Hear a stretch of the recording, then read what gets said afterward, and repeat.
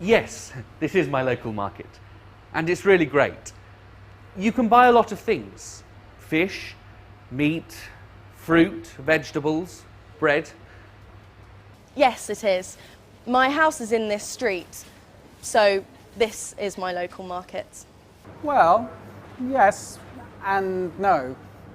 I'm a teacher, and my school is near this market.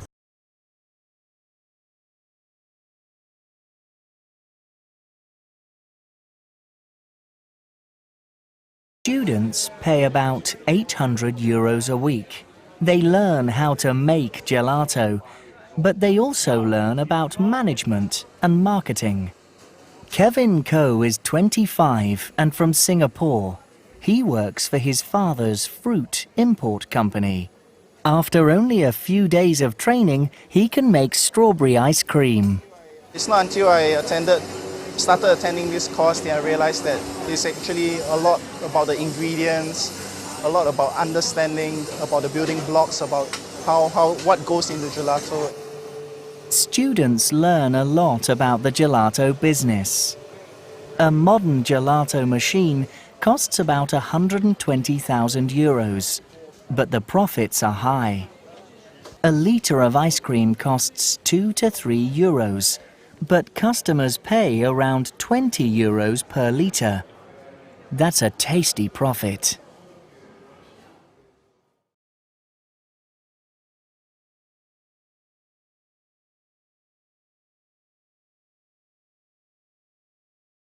Giovanni Dalmisier is one of the younger people who is trying to stay in his hometown. During the day, the huge crowds of visitors can make just coming home from work very difficult. I get bored with people and with the tourists because there are too many. Jobs are another problem.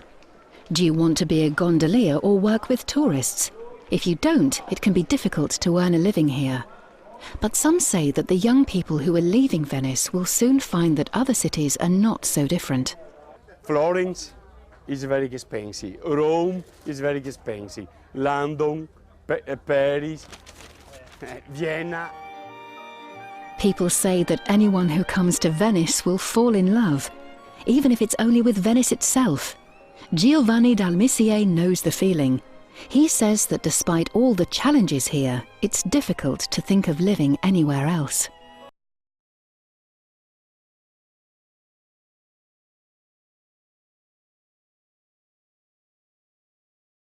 This is one of the millions.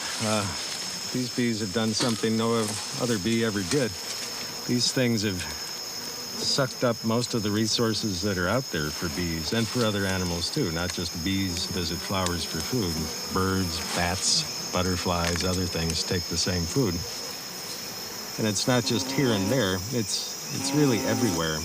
All the vast forest areas we think of as absolute wildlife preserves have been violated by this bee. This bee doesn't belong in any of them. It lives in all of them. It's not going to go away.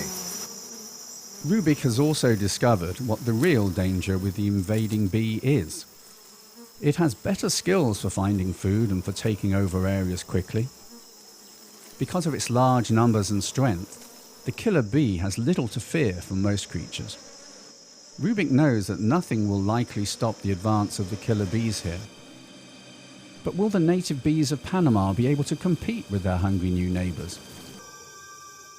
The sight of native beehives with no native bees seems to tell a warning story. There is no honey here. Still, Rubik needs to know for sure, so he goes to a place called Tulum, Mexico.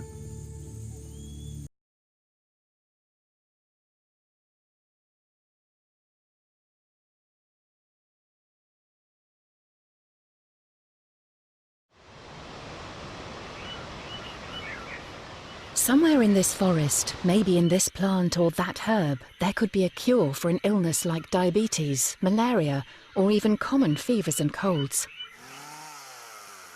But as the plants disappear, the potential cures disappear with them. The rainforests of Paraguay have been a source of medicinal cures for a long time. Traditional folk healers often show us where to find the plants that provide the medicines. Paraguay's famous healers, called shamans, have a deep knowledge of local medicinal plants, the equivalent of the knowledge contained in an entire medical library. But Paraguay has one of the highest deforestation rates in the world. That's why researchers believe it's a priority to record the shamans' extensive knowledge before the forest disappears.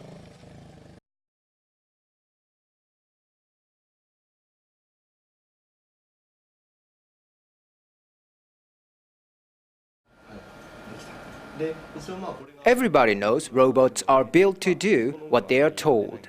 Only science fiction has robots that can think and learn like a human. Until now. Step forward, the real-world general problem solver.